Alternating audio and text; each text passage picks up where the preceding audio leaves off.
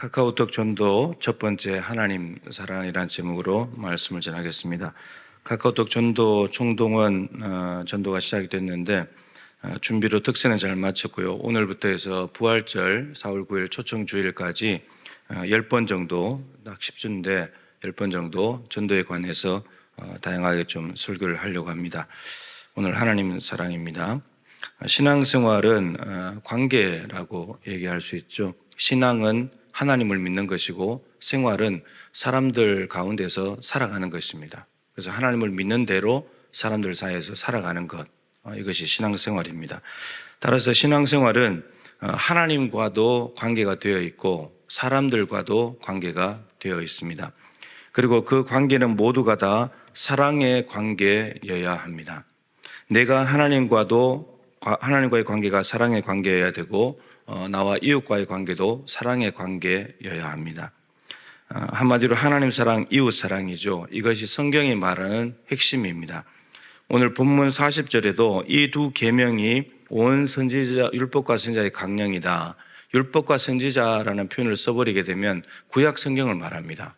구약 성경 전체가 강령이라고 하는 말은 핵심, 요약, 골자 이런 뜻입니다. 구약 성경 전체의 핵심이 뭐냐? 하나님 사랑, 이웃 사랑이다. 이런 말이죠.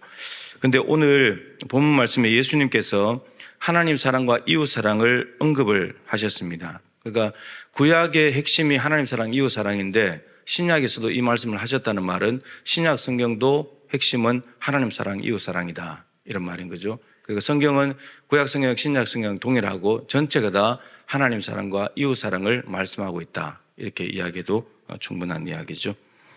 오늘은 나와 하나님과 사랑의 관계를 맺고 있는 부분에 대해서 살펴보려고 합니다.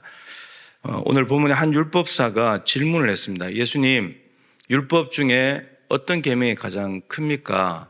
가장 큰 계명은 무엇입니까? 라고 질문을 했습니다.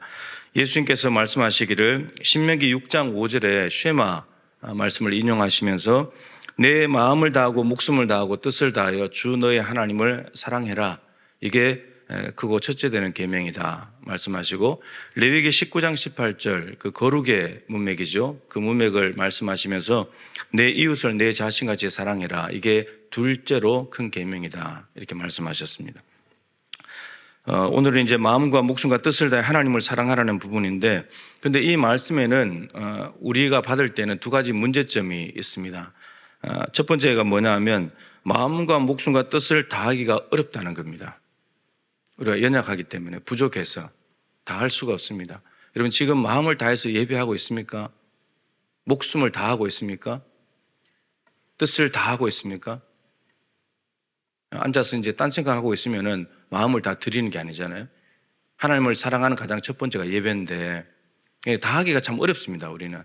그 두 번째 어려움은 오늘 여기에 초점 맞출 텐데 우리는 하나님을 사랑할 수가 없습니다.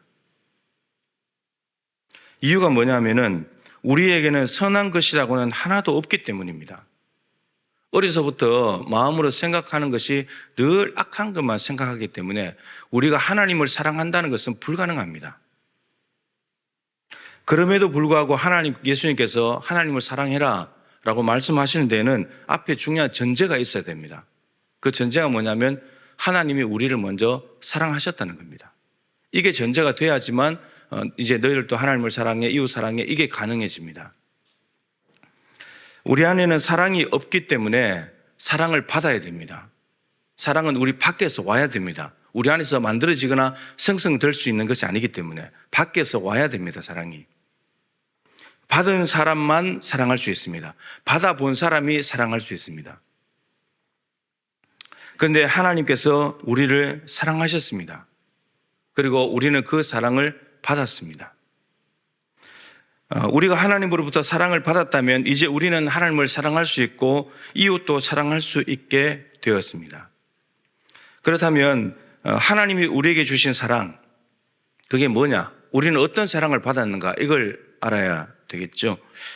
하나님의 사랑을 딱 단적으로 요약해서 보여주는 구절이 있습니다. 성경을 한 구절로 말하라고 할 때 이 구절이죠. 복음 중에 복음, 요한복음 3장 16절입니다. 그 말씀 잘 아실 테니까. 모든 사람이 죄를 범했습니다. 그리고 죄의 삭은 사망입니다. 따라서 모두가 사망이고 멸망에 떨어지는 운명입니다.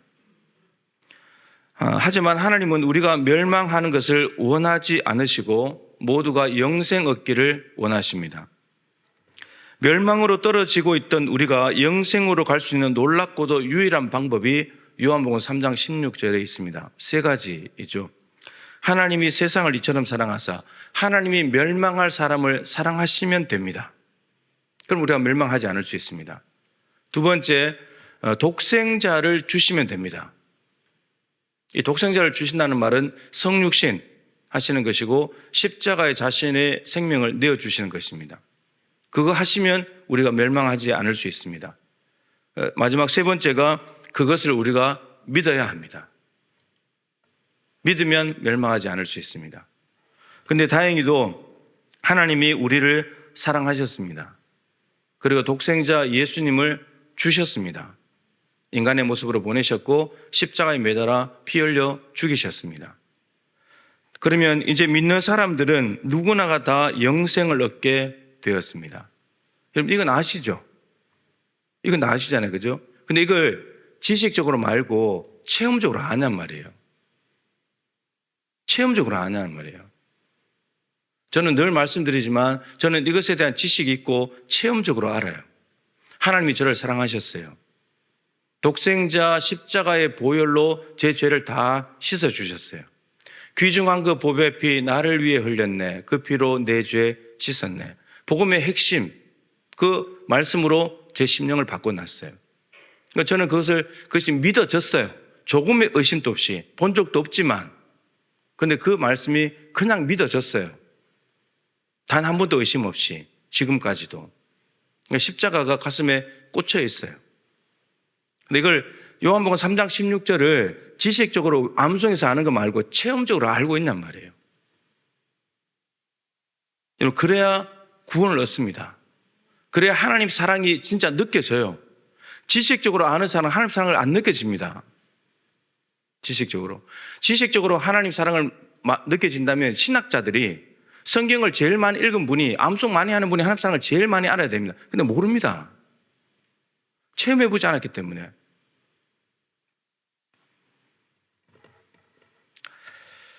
하나님이 세상을 이처럼 사랑하신 그 사랑은 어떤 것인가? 구체적으로 많이 정리할 수 있지만 네 가지 일단 정리를 했습니다.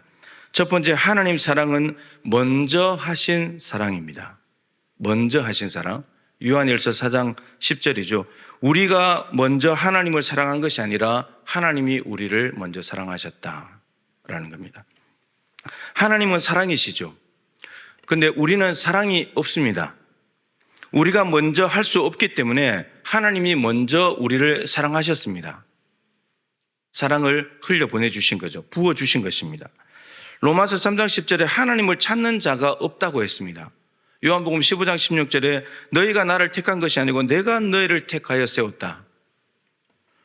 우리가 하나님을 알기도 전에, 아까 90장 찬송했잖아요. 주 예수 내가 알기 전 날 먼저 사랑했네. 우리가 하나님을 알기도 전에, 우리가 하나님을 찾기도 전에 하나님은 우리를 먼저 아셨고 우리를 선택하셨습니다. 부르셨습니다. 여러분들은 하나님이 뽑아서 여기에 와 있는 겁니다. 우리가 하나님 찾기도 전에 우리 하나님께 관심 없었어요. 하나님 몰랐어요. 근데 찾아와 오셨기 때문에 하나님을 그제서야 하나님이 계시구나 안 거예요. 그렇다면 우리가 해야 될 일은 먼저 사랑해 주신 하나님의 사랑을 받아들이는 것뿐이에요. 받아들이는 것뿐이에요. 받아들이면 우리도 하나님을 사랑할 수 있습니다. 여러분, 이 먼저라는 단어가, 먼저 사랑하셨다는 것이 우리에게 사랑을 부어주시고 채워주셨다는 것도 되지만, 여러분, 그 다음을 기대하는 거예요. 내가 먼저 널 사랑했으니까 그 다음을 기대하는데 너도 그 사랑 가지고 날 사랑해. 그리고 그 사랑으로 이웃도 사랑해. 그 다음을 기대하시는 거예요. 하나님은 우리를 먼저 사랑하셨습니다. 두 번째, 하나님 사랑은 거저 주시는 값없는 사랑입니다. 여기는 신명기 7장 6절, 에베소서 1장 6절, 로마 3장 24절 많은 구절들이 있습니다. 이제 입시 시즌인데 우리 아들이 아들 얘기를 설교 시간에 하는 걸 매우 싫어하는데 제가 오늘 또 욕을 먹더라도 하려고요. 아들이 이제 편입을 했는데 한동대 자퇴하고 이제 편입 시험을 봤는데 뭐 성균관대, 인하대, 홍익대 이제는 다 합격을 했고, 근데 건국대가 안 됐어요. 성균관대가 됐는데 한양대도 안 됐어요. 아쉽게도 예비였는데 안 될 것 같아요.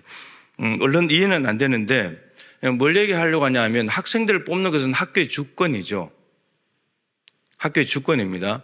그러니까 학교의 주권이긴 한데 근데 근거가 뭐냐면 학생들에게 초점이 있죠. 학생들이 시험을 잘 봤느냐, 그리고 더군다나 편입이기 때문에 이 분야에 대해서, 이 과에 대해서 지식을 좀 가지고 있느냐, 앞으로 연구하려고 하는 데서 얼마나 경험을 했느냐, 이런 걸 자소서를 통해서 평가를 합니다. 그러니까 객관적인 사실이 있어야 돼요. 누가 봐도, 누가 와서 이 사람 왜 뽑았어 하면 객관적인 사실을 드러내야 됩니다. 그래야지 뽑았다는 것이 정당화되니까. 그러니까 학생에게 초점이 있어요. 그런데 하나님께서 만민 중에서 이스라엘을 택하신 이유는 이스라엘에게 없어요. 하나님께서 다만 그들을 사랑하셨기 때문입니다. 학교는 아무리 학생들을 사랑해도 그냥 뽑을 수가 없습니다. 점수가 높아야 뽑지. 자소서를 잘 써야 뽑는 겁니다. 사랑은 사랑받는 사람을 존귀하게 만들어줍니다. 노예에 살해하던 이스라엘 백성들이 하나님의 성민, 택하신 백성으로 됐다는 것은 어마어마한 일인 거죠. 하나님의 사랑을 받았기 때문에 저들이 노예에서 하나님의 백성으로 존귀하게 된 겁니다. 따라서 이스라엘 백성들은 착각하면 안 되는 거예요. 우리가 이 정도 되니까 하나님 사랑을 받는 거야. 천만에요. 자기들한테 이유 없다니까요.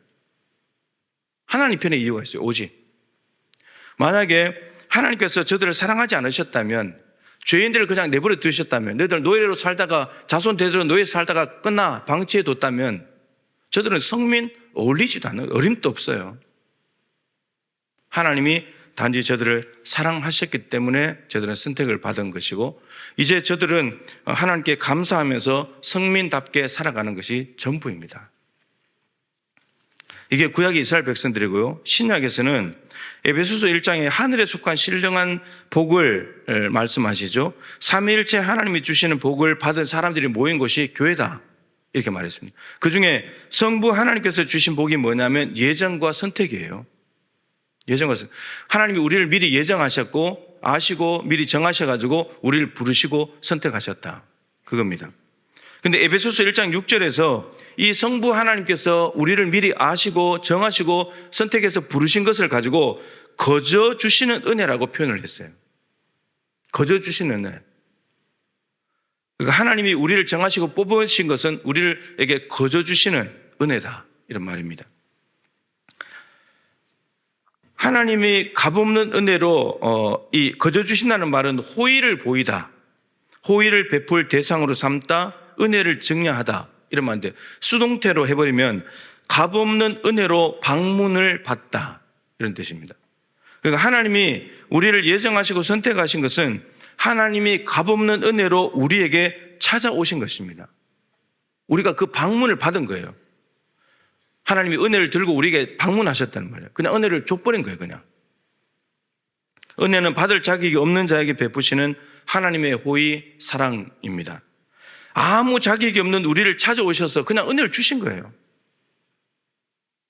따라서 우리도 이스라엘 백성들처럼 자격이 있는 사람처럼 건방지게 굴거나 자만하면 안 되는 거예요. 나 정도 되니까 구원받았지, 그렇게 생각하면 안 되는 거예요. 하나님의 은혜, 값없는 은혜의 방문이 없었다면 우리는 죄인이고 지옥 가는 거예요. 그저 감사할 뿐인 거죠. 로마서 3장 24절에 그리스도 예수 안에 있는 속량으로 말미암아 하나님의 은혜로 값없이 의롭다 하심을 얻은 자 되었느니라. 모든 사람이 죄를 보면서 하나님의 영광에 이르지 못했는데, 그런데 그리스도 예수 안에 속량으로 말미암아서 하나님의 은혜로 값없이 의롭다 하심을 받아서 하나님의 영광에 갈 수 있는 길이 열렸다, 이런 말입니다. 하나님 사랑은 값없이 주시는 사랑입니다. 여러분, 값을 값없이 주니까 우리가 가볍게 생각될 수 있거든요. 공짜로 주니까. 근데 그런 사랑이 아닙니다. 하나님 편에서는요, 엄청난 값을 지불한 거예요. 요한복음 19장 30절 많이 말씀드렸죠. 다 이루었다. 테텔레스타이, 완불되었다. 빚이 다 갚아졌다. 우리의 죄값이 다 완불되었다. 이런 뜻입니다. 그 값은 예수 그리스도, 예수라는 값을 지불해서 우리의 죄값을 다 완불하셨다는 말입니다. 그러면 하나님 편에서 완불을 다 하셨으니까 어마어마한 대가를 치른 거죠. 그런데 우리 편에서는 하나님이 다 값을 치렀기 때문에 더 이상 우리가 지불할 값이 없어요. 하나님이 다 완불을 해버렸는데, 여러분, 아버지가, 어머니가 어디 가서 차를 타면서 차비를 냈어요. 그럼 뒤에 따라가는 자식은 낼 필요 있어요, 없어요? 없는 거예요. 앞에 다 완불했으니까. 하나님이 우리 구원하시려고 죄값을 다 완불, 예수라는 값을 다 완불했기 때문에 우리는 더 이상 값을 지불할 게 없어요. 더 정확히 말하면 값을 지불할 수가 없어요. 왜냐하면 이 값이 어마어마해서 도저히 갚을 수 없거든요. 영원히 못 갚는 값이에요. 유대인들은 빚을 어떤 수량화시키기 위해서, 죄를 수량화시키기 위해서 빚이라고 여겼어요. 빚. 그래서 1만 달란트 빚진 자 비유가 그 내용입니다. 1만 달란트 빚진 자, 마태복음 18장에 1만 달란트가 우리 그냥 읽었었는데 이런 어마어마한 액수입니다.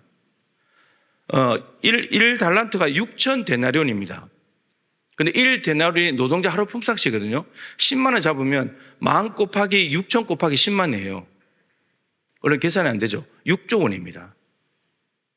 여러분, 6조 원의 빚을 우리가 하나님께 졌는데 그 빚을 갚을 수 있겠습니까? 6조 원을? 어떻게 갚아요? 만질 수도 없는 돈인데. 그런데 하나님이 그것을 못 갚는다고 말하니까 그래, 그 탕감해 줄게. 그래, 그렇게 해준 거예요. 예수님이 다 갚았으니까. 따라서 우리는 구원에 기여한 것이 아무것도 없어요. 제로예요, 제로. 0이에요, 0. 그래서 우리가 마치 구원에 뭔가 기여한 것처럼 그냥 착각하면 안 되는 거예요. 그러면 하나님의 은혜를 헛되게 만드는 거예요. 하나님의 값비싼 그 대가 지불을 값싸게 만드는 거예요. 우리의 뭔가를 조금이라도 갖다 넣는 순간, 나 착하니까, 나 선한 일 많이 했으니까, 나 같이 훌륭한 사람이니까, 많이 배웠으니까, 그런 거 조금이라도 갖다 넣으면 하나님의 은혜가 값싸게 만들어버려요. 싸구려 은혜 만들어놓은 거예요. 구원은 하나님의 사랑 때문에 그냥 공짜로 받은 거예요. 공짜로 거저 주시는 사랑은 시시하고 가치 없는 것이 아니라 생명을 다한 사랑이고 죄인인 우리를 살리는 것이고 값을 매길 수 없는 하나님의 사랑입니다. 하나님은 거저 주시는 사랑, 값없는 사랑을 우리에게 해주셨습니다. 세 번째, 하나님 사랑은 우리가 죄인일 때 주신 사랑입니다. 로마서 5장 8절이죠. 우리가 죄인 되었을 때에 그리스도께서 우리를 위하여 죽으심으로 하나님께서 우리에게 대한 자기의 사랑을 확정하셨다라고 했습니다. 하나님이 사랑을 확정하신 때는 우리가 죄인 되었을 때입니다. 이 말이 매우 중요합니다. 이 말의 의미는 우리에게 어떤 선이나 의를 찾아볼 수 없을 때 하나님이 사랑하셨다는 뜻입니다. 저 어디서 의가 있으니까 발견할 수가 없어요. 없으니까. 그 발견할 수 없을 때, 죄 짓는 것 말고는 아무것도 하지 못할 때, 밤낮 죄 짓는 것만 할 때, 우리에게 사랑받을 만한 가치가 아무것도 없을 때 우리를 사랑해 주신 겁니다. 여러분, 선이나 의가 없고 죄 짓는 것이 전공이고 전부이고 사랑받을 만한 가치가 아무것도 없다면 여러분, 사랑 안 해야 정상이잖아요. 여러분, 교도소에 있는 사형수들, 많은 사람들을 죽이고 이제 무기징역 있는 사람을 여러분 사랑할 수 있습니까?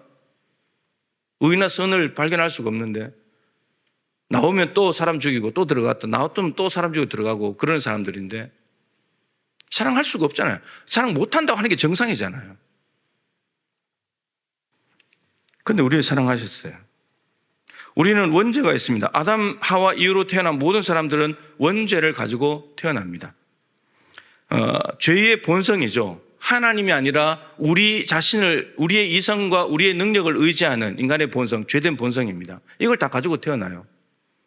이 원죄로부터 자범죄가 나타나죠. 우리가 흔히 말하는 죄들. 근데 그 죄들은 자범죄들인데 다 결과고 현상이에요. 원인은 원죄입니다, 원죄. 악은 악인에게서 난다 그랬잖아요. 우리가 악하기 때문에 자꾸 악이 나오는 거예요. 그런데 원죄와 자범죄로 얼룩진 형편없는 죄인은 망해도 싸잖아요. 망해도 싸잖아요. 근데 하나님의 사랑이 이 악인을, 망해도 싼 인간을 멸망하지 못하게 만들어요. 하나님의 사랑 외에는 답이 없어요. 에스겔 18장 23절에 보면은 악인에 대한 하나님의 본심이 있어요. 주 여호와의 말씀이니라. 내가 어찌 악인이 죽는 것을 조민들 기뻐하랴. 그가 돌이켜 그 길에서 떠나 사는 것을 어찌 기뻐하지 않겠느냐. 악인도 회개하고 돌이킨다면 죽는 것을 기뻐하시는 것이 아니라 사는 것을 기뻐하신대요. 악인도 사랑하시는 거예요. 이게 하나님의 본심이에요. 중요한 것은 하나님의 사랑은 확실한가요? 하나님이 저와 여러분을 사랑하신다는 건 확실한가요? 하나님이 사랑하신다는 확실한 근거는 뭐죠? 여러분들은 뭘 가지고 하나님이 여러분들을 사랑하신다고 지금 말씀하세요?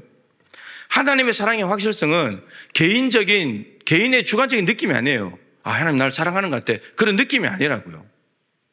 하나님의 사랑의 확실성은 뭐냐면 하나님이 독생자를 보내신 것이고 독생자가 오셨고 십자가에 달려 죽었다는 그 객관적인 사실에 근거하는 거예요. 그리스도께서 우리를 위하여 죽으심으로 하나님께서 우리에 대한 사랑을 확정하셨다. 예수가 죽은 것, 그 객관적인 사실 때문에 우리를 사랑하신다는 게 확실한 거예요. 하나님은 사랑이시잖아요. 삼위일체 하나님은 완전하신 분이에요. 그럼 이 완전하신 분이 사랑을 가지고 있다면 완벽한 사랑이에요. 완전한 사랑이에요. 부족함이 없는 사랑이에요. 근데 이 사랑을 흘려보내는 거예요. 우리 죄인들에게. 사랑을 흘려보내시는 거예요. 그래서 그 사랑을 갖고 계신 것만 아니라 자기들만 누리는 것이 아니라 말로만 하는 것이 아니라 행함을 통해서 확증해버린 거예요. 아들까지 죽게 만든 게 하나님의 사랑이. 제가 늘 좀 불경스러운 표현이 하나님이 우리를 사랑하다가 미치셔가지고 아들까지 죽이는 거예요. 십자가 죽음이라는 객관적인 사실이 있기 때문에 성령께서 우리 개인에게 적용하시는 거예요. 그게 믿어지는 거예요. 그게 그러니까 능력이 있는 거예요. 여러분 어떤 이론을 객관적인 사실 없이 어떤 이론을 가지고 자꾸 주입시키면 그게 능력이 있는 게 아니에요. 그게 우리를 살리는 게 아니에요. 실제로 예수님 십자가 죽었기 때문에 그걸 성령께서 믿게 해주시니까 그게 능력이 되는 거예요. 나의 죄를 사하고 구원하는 능력이 되는 거예요. 1월 말에 청년들 기도 캠프 갔다 왔잖아요. 우리 유나가 참 은혜를 많이 받고 왔는데 제가 귀중한 거 보배피 나를 위해 흘렸네. 그 피로 내 죄 씻었네. 십자가 나한테 꽂혀 있다. 이 얘기를 했더니 자기도 그런 게 갖고 싶었던 모양이죠. 십자가 죽었다는 건 이 지식으로 아니까. 근데 하나님, 나도 그거 좀 확실할 수 있도록 도와주십시오. 기도했는데 하나님께서 환상을 보여주셨다는 거예요. 환상이 뭐냐면, 흰 옷을 입은 예수님 품에 자기가 안겨 있더래요. 그러면서 머리끝부터 발끝까지 이렇게 쓰다듬어 주시더래요. 그러면서 손에 못자국을 보여주시더래요. 발에 못자국을 보여주시더래요. 나는 너를 사랑하는 예수다. 못자국, 발에 못자국 다 보여주시면서. 그래, 이 유나가 이제 확신하는 거예요. 예수님 정말 나를 위해 십자가 죽었다. 이제는 체험적으로 아는 거예요.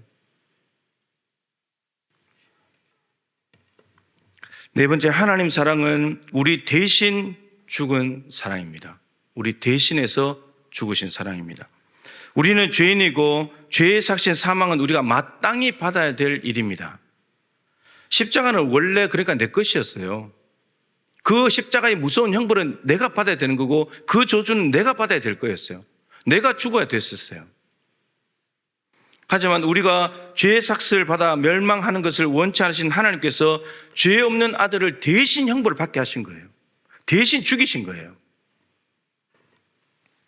마땅히 죽어야 할 우리를 대신해서 죽지 않아도 될 아들이 죽었고 그래서 우리가 살게 된 것입니다. 여러분, 내가 힘들어하는 어떤 일을 누가 해주면, 내 문제를 누가 대신 해결해 주면, 누가 나 대신에 징계를 받고 벌을 받으면 황송한 일 아닙니까? 그런데 내가 죽어야 될 것이 확실한데 그 자리에 대신 하나님의 아들이 자신의 목숨을 내고 죽으셨다면 황송하다는 말로도 부족한 거예요. 황송하다는 말로도 안 되는 거예요, 이거는. 하나님의 사랑은 우리의 이성을 뛰어넘는 사랑입니다. 어떻게 저런 방법까지 생각하시면서 우리를 사랑하실까? 저렇게까지 할 가치가 있는가, 우리에게? 밤낮 죄 짓는 거 생각하는데 새벽부터 눈 떠서 밤늦게까지 죄만 생각하는 우리인데 저렇게까지 하실 필요가 있을까? 어떻게 저렇게까지 사랑하시나? 하나님만이 하실 수 있는 사랑입니다. 우리 인간은 못합니다. 어떻게 합니까? 원수를 사랑하는 거 어떻게 원수 사랑합니까? 안 됩니다. 그것은 하나님의 사랑을 받아야 되는 거죠. 사랑 외에는 설명이 불가능합니다. 사랑 외에는. 우리가 하나님께 이런 사랑을 받았다면 이제 마음과 목숨과 뜻을 다해서 하나님을 사랑할 수 있게 되었고 이제는 사랑해야 합니다.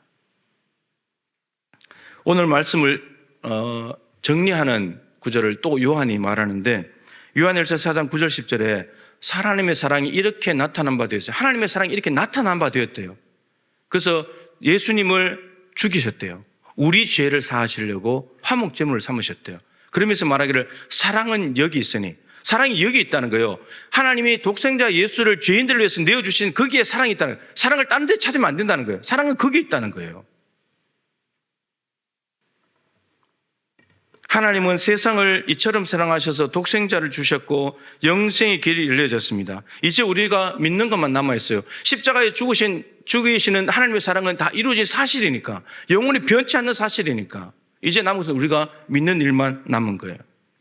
여러분, 우리가 믿지 못하고 받아들이지 못한다면 그 사랑은 없어지거나 효력을 상실하는 것이 아니라 그 사랑 안에 있는 유익, 우리에게 주시는, 우리를 구원하시는 능력은 내 것이 안 되는 거예요. 여러분은 하나님의 이런 사랑을 받아들이셨습니까? 이 사랑을 받았습니까? 믿습니까? 그렇다면 이제 우리는 사랑할 수 있는 거예요. 이제 사랑이 가능해진 거예요. 만약 이 사랑을 아직도 믿지 못하고 받아들이지 못했다면 지금 이 시간에 성령께서 여러분들에게 개인에게 적용하셔서 믿어지는 은혜의 역사가 있기를 간절히 축복합니다. 여러분, 전도하려면요, 우리가 이 사랑을 먼저 받아서 이 사랑을 나눠줘야 돼요. 내가 하나님께 받은 사랑이 없는데 다른 사람이 가서 하나님 당신을 사랑합니다 어떻게 말해요? 머리로 말할 수 있지 능력이 없잖아요. 그래서 우리가 카카오톡 전도를 하기 위해서 하나님의 사랑을 내 안에 먼저 지식이 아니라 체험적으로 알고 확신 가운데 있으면서 내가 하나님의 사랑을 이렇게 받아서 내가 이렇게 달라졌습니다. 당신도 하나님이 당신을 사랑하십니다. 이렇게 해야 그분이 구원을 받게 될 것입니다. 여러분, 400명, 이 고갈되지 않고 메마르지 않고 샘물처럼 솟아나는 영원히 변치 않는 사랑에 푹 빠져서 400명을 우리가 구원하는 이 일에 모두가 한 마음 한 뜻이 되어서 동참해서 하나님 앞에 영광 올려드릴 수 있기를 소망합니다.